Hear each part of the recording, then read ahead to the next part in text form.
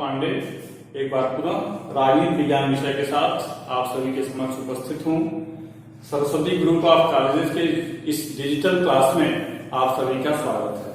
मित्रों, आज हम लोग राजनीति विज्ञान प्रथम प्रश्न पत्र बीए प्रथम वर्ष के राज्य की उत्पत्ति के सिद्धांत चैप्टर का अध्ययन कर रहे हैं। पूर्व में राज्य की उत्पत्ति के सिद्धांत का जो मुख्य रूप से 4 सिद्धांत है, उसमें दैवीय उत्पत्ति का सिद्धांत, शक्ति का सिद्धांत, सामाजिक समझौते का सिद्धांत और ऐतिहासिक या विकासवादी जो सिद्धांत है। तो आज हम लोग ऐतिहासिक या विकासवादी सिद्धांत का अध्ययन करेंगे।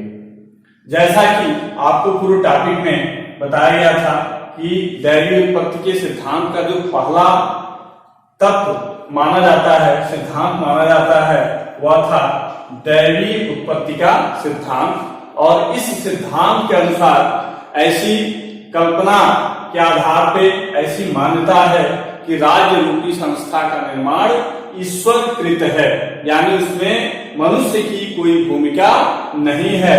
ईश्वर ने राज्य रूपी संस्था का निर्माण किया और राजा ईश्वर के प्रतिनिधि के रूप में कार्य करता है, यानी इसमें किसी प्रकार के मानव कृत की बात नहीं की जाती है। और जो राजा है वो अभी पूर्ण रूप से जवाबदेह ईश्वर के प्रति ही है।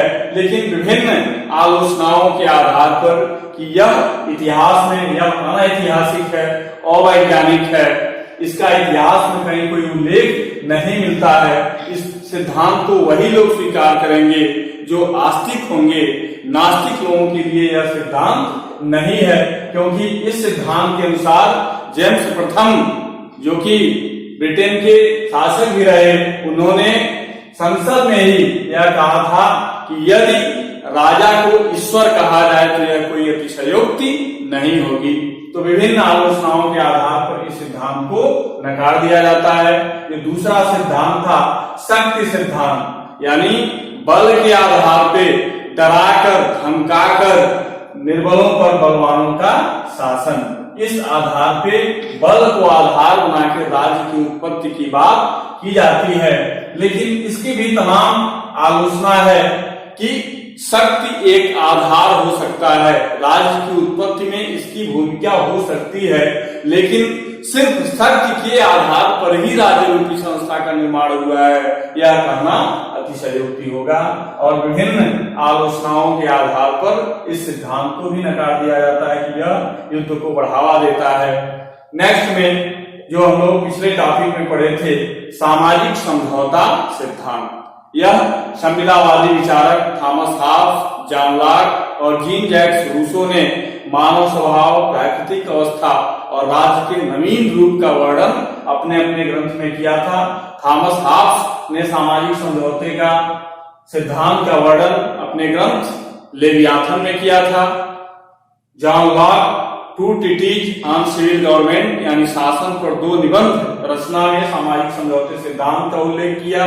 और फ्रांसीसी विचारक थॉमस हॉब्स और जॉन लॉक ब्रिटेन के विचारक थे, और फ्रांसीसी विचारक जीन जैक्स रूसो ये सोशल कॉन्ट्रैक्ट नामक अपने पुस्तक में सामाजिक समझौते सिद्धांत का उल्लेख किया।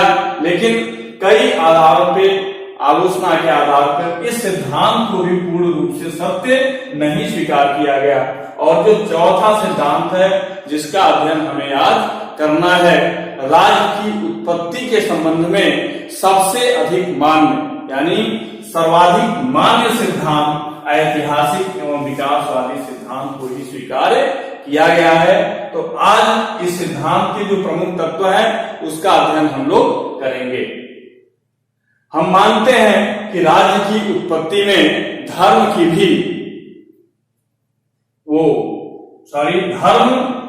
का भी योगदान रहा है। और धर्म का योगदान से तात्पर्य हम बात करते हैं दैवीय उत्पत्ति के सिद्धांत। धर्म के साथ साथ युद्धों की भी अहम भूमिका रही है कि राज्य की सुरक्षा में युद्ध की अहम भूमिका है। बिना युद्ध के राज्य सुरक्षित नहीं हो सकता। और हम उधर ध्यान दिलाते हैं कि कहीं न कहीं धर्म का, युद्ध का और समझौते का भी योगदान रहा है, लेकिन सबसे अधिक योगदान क्या है इस सिद्धांत का, यानी राज्य सतत विकास की एक प्रक्रिया है। कि पहले यह आज भी विवादास्पद है कि कुलों, कबीलों और परिवार में कौन अस्तित्व में पहले आया, यह आज भी कंफर्म नहीं हो पाया है, लेकिन विकास की यही प्रक्रिया रही है कि कबीला, फिर कुल, परिवार, इसके बाद यूनानी नगर राज्य और आज कालांतर में, आज वर्तमान में जहां हम हैं, राष्ट्रीय राज्य। आज का जो हमारा वर्तमान राज्य है वह क्या है, राष्ट्रीय राज्य का रूप धारण कर लिया है। तो यहां तक का जो परिवर्तन है वह क्या है, विकास की सतत प्रक्रिया ही है। तो इस विकास के आधार पर ही हम मानते हैं कि आज हम जिस मुकाम पे हैं यही राज्य की उत्पत्ति में सबसे बड़ा कारण है।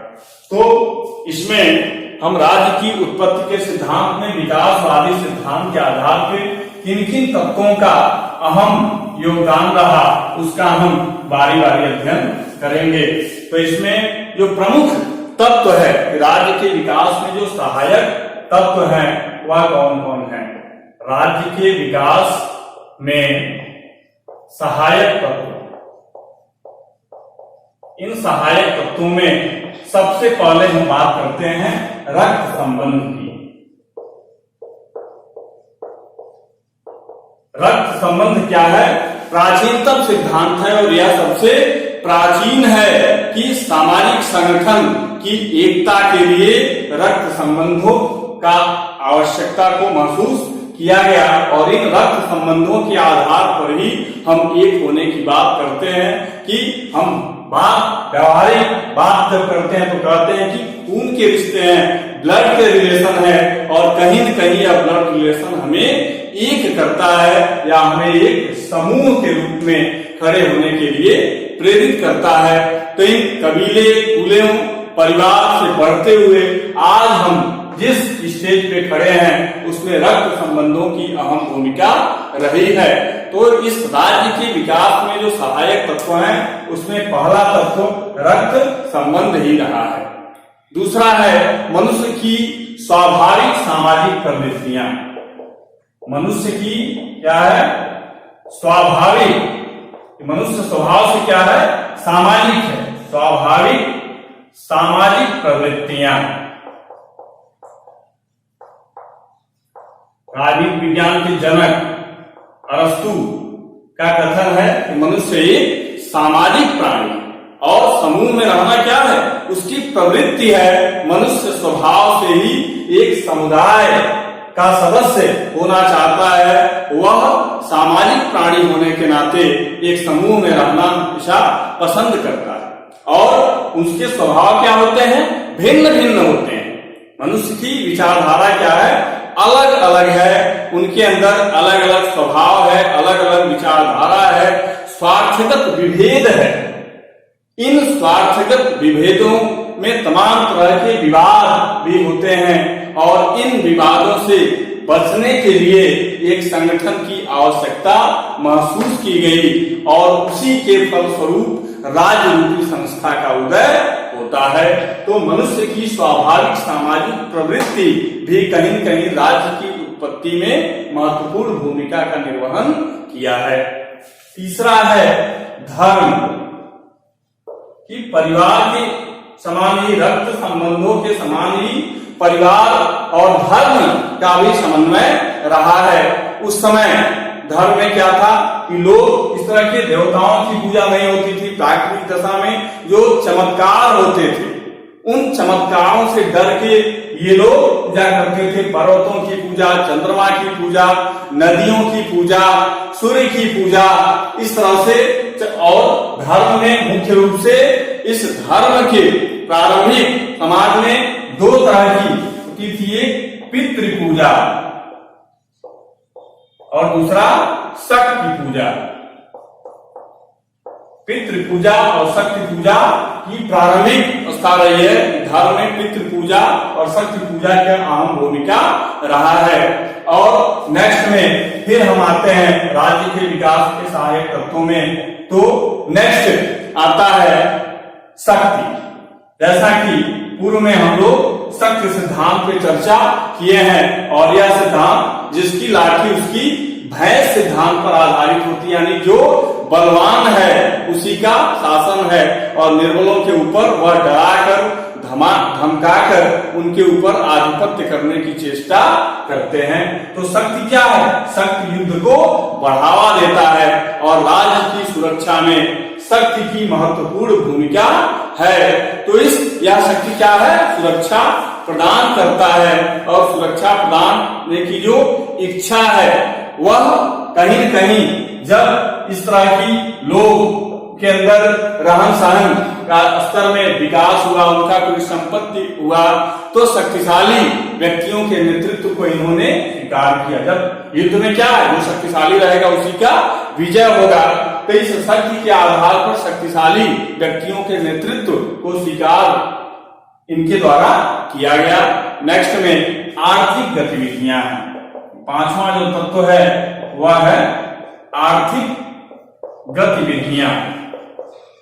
आर्थिक गतिविधियों में हम देखते हैं व्यक्ति प्रारंभ से लेकर आज तक, जो आदिम काल से लेकर आज के वर्तमान युग में 4 अवस्थाओं से व्यक्ति गुजरा है।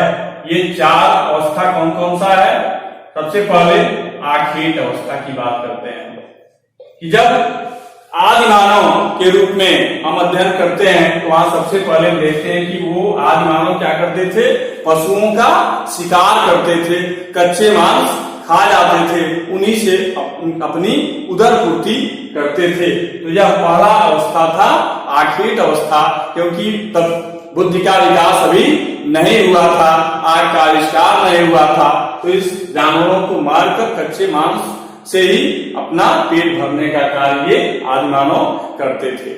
फिर धीरे धीरे परिवर्तन हुआ, और दूसरी जो अवस्था है वह है पशुपालन, कि इन्हें पशुपालन की समझ विकसित हो गई इनके अंदर, और यह पशुओं को पालने लगे। उनके जो खाल होते थे, जो शिकार करते थे, उनके खालों से वस्त्र का उपयोग करते थे, पशुपालन करते थे, दुग्ध का उत्पादन करते थे। ये दूसरी अवस्था। यह क्या है? निरंतर विकास का ही चरण है। ये आखेट अवस्था से फिर पशुपालन, और तीसरा क्या होता है? कृषि। ये अब ये कृषि पर निर्भर रहने लगे और खेती बाड़ी का भी कार्य करने लगे, तमाम फसलों का उत्पादन भी होने लगा। अब जो चौथी अवस्था है जहां आज हम खड़े हैं वह है औद्योगिक अवस्था। वर्तमान का क्या है? औद्योगिक अवस्था।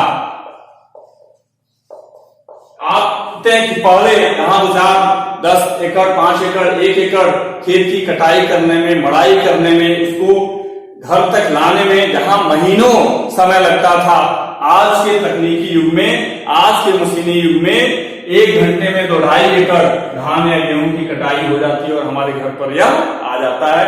और इसका हम अभी भविष्य में कहां तक पहुंचेंगे इसकी कोई कल्पना अभी नहीं कर सकते, क्योंकि अभी भी वह विकास की जो प्रक्रिया है निरंतर वह चल रही है। तो आज की यह 4 अवस्था, आखेट अवस्था से पशुपालन और कृषि, और आज का जो औद्योगिक अवस्था है, यह क्या है? आर्थिक गतिविधियां। और इन आर्थिक गतिविधियों का भी राज्य के अस्तित्व में महत्वपूर्ण भूमिका रहा है। और अंतिम जो छठा है वह है राजनीतिक चेतना, कि मनुष्य के अंदर क्या है? राजनीतिक चेतना जागृत होने लगी। वह क्या है? राज्य का जो तत्व है वह क्या है? जनसंख्या। इनका एक निश्चित जनसंख्या, और राज्य के तत्व में क्या क्या होता है? सबसे पहले निश्चित जनसंख्या होना चाहिए, जनसंख्या हो गया, निश्चित भूभाग होना चाहिए। तो यह एक निश्चित भूभाग पे यह बस गए, और आजीविका की व्यवस्था भी हो गई इनके जीवन यापन के लिए, अपने जीवन यापन के लिए जीविका की व्यवस्था भी इनके द्वारा कर ली गई। लेकिन उसका एक पक्ष ये भी है कि उस आजीविका की व्यवस्था होने, निश्चित प्रदेश पर बसने के बावजूद इनके अंदर यह डर सताने लगा कि कहीं हमारी संपत्ति को कोई हड़प न ले हमसे। इस असुरक्षा की भावना कि क्या किया, राज्य रूपी संस्था के अस्तित्व की तरफ ध्यान इंगित करता है और उन्हें लगता है कि ये नियम होना चाहिए, ये कानून होना चाहिए जिससे हम अपनी संपत्ति को बचा सकें। इसे एक नियम कानून के अंतर्गत यानी इसमें किसी प्रकार की अराजकता की स्थिति अब न रह जाए और इसी नियम कानून बनाने के उद्देश्य से सामाजिक अवस्था से राजनीतिक अवस्था में परिवर्तन होता है और आज वर्तमान में राज्य रूपी संस्था का निर्माण होता है।